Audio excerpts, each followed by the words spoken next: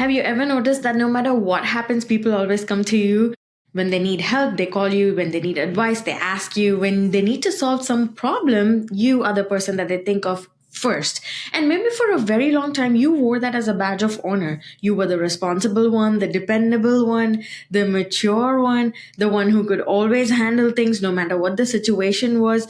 But today, I want to talk about something that doesn't get discussed enough, especially in 30s. What happens when being the responsible one slowly becomes the reason that you're exhausted?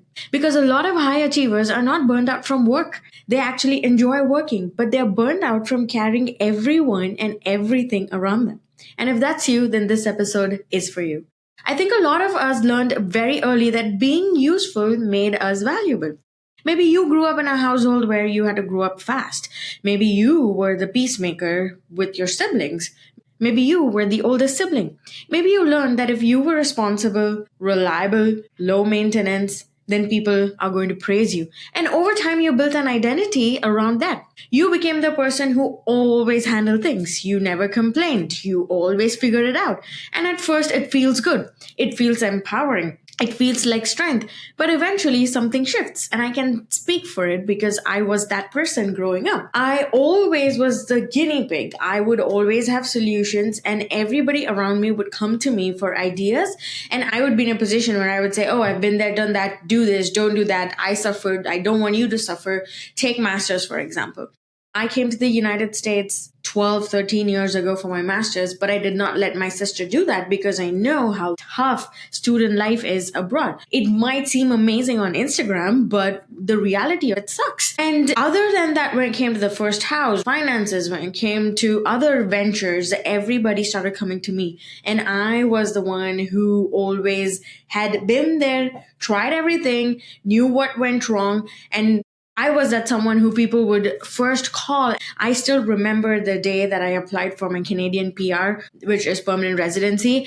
And once I got that, everybody followed and everybody started calling me every time that, hey, what's the process for it? What do you want us to do? But I realized that this was not okay. When that shift happened in me, I realized something, and something eventually shifted. You stop helping because you want to. You start helping because you feel obligated to. And that's where burnout starts, because you're there all the time for everyone, be it your friends, your family, whatever that is. Even at work, this happens even in the corporate workplace. One of the hardest truths that I have learned is just because you can carry something doesn't mean that you're supposed to.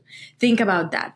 Because you are capable of so many things, and just because you can do it does not mean that it is your responsibility. Take it from me. I learned it the hard way. See, I did it again.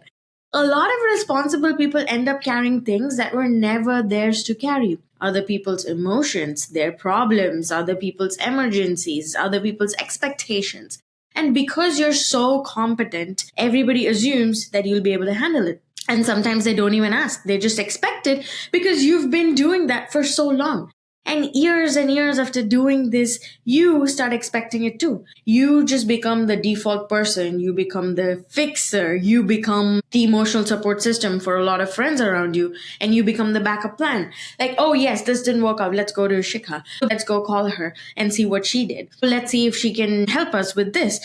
No matter what it was, I started feeling something weird inside of me. I felt like I was always there, but I couldn't say the same when it came to me. While everyone else feels supported, I felt depleted. And here's why this makes it especially dangerous. Most people will praise you for it. They're not going to tell you to slow down. And nobody tells the responsible person to slow down. No, they celebrate them and they admire them and they say, oh yeah, we knew you could do it. And they say, with you, anything is possible. They admire them. They rely on them. And because the whole world rewards responsibility, it is easy to miss these warning signs. You start feeling stressful. You start feeling agitated, tired all the time. You feel like nobody's checking up on you. And you start wondering why you're carrying so much. And then the guilt shows up because now you're frustrated with people you care about because they didn't do what you've been doing to them for so long. And now that's going to add even more emotional weight.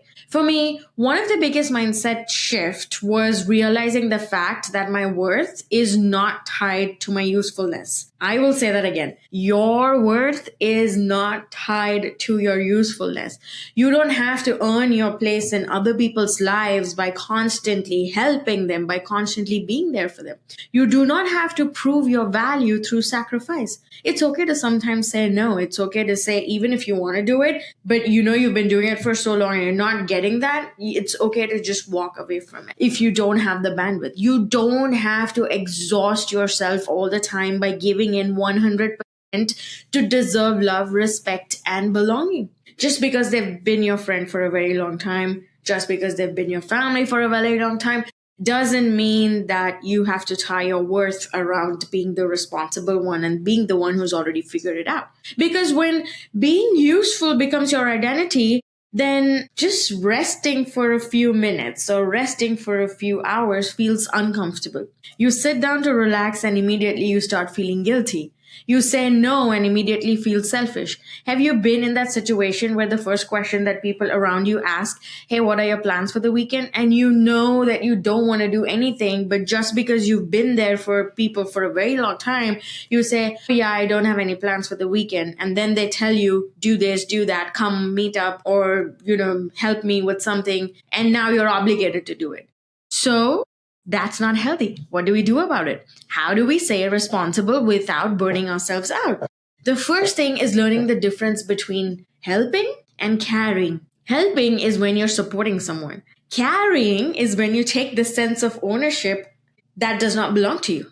That is a huge difference. You take ownership for a project. You take ownership for something that you're doing around your house or your pet. But that does not mean helping at all. That is a huge gap.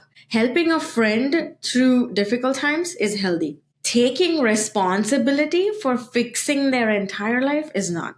Helping a coworker is again healthy, but doing their work because you don't trust them that they can do it is not healthy. Supporting your family is healthy, but sacrificing your mental health to keep everyone comfortable isn't. Responsible people often confuse this whole thing and they think helping is caring. And that's where boundaries become important. And I mentioned this in my second book, Unburnable Ambition. Setting boundaries is the most important skill that you're going to learn if you're in your 30s and late 20s. The second thing is learning to tolerate disappointing people. This one is hard, and I learned it the hard way. I would have huge expectations for birthdays and any milestone events.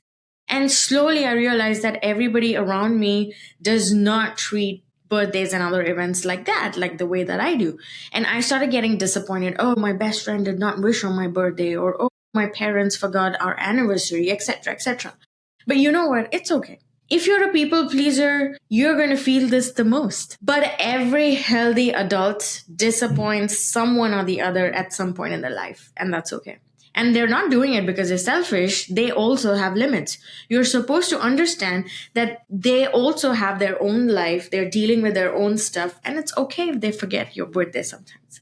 You are allowed to say, I cannot do that. I'm not available right now. I need rest and I need time. You don't need a crisis or an emergency all the time to justify taking care of yourself or taking care of your own health. Just because you're sick doesn't mean you can use that as a reason to say, oh, I'm so sorry, I'm sick today, I'm not going to make it to the brunch. You can just have no special reason and say, hey, I don't feel like it.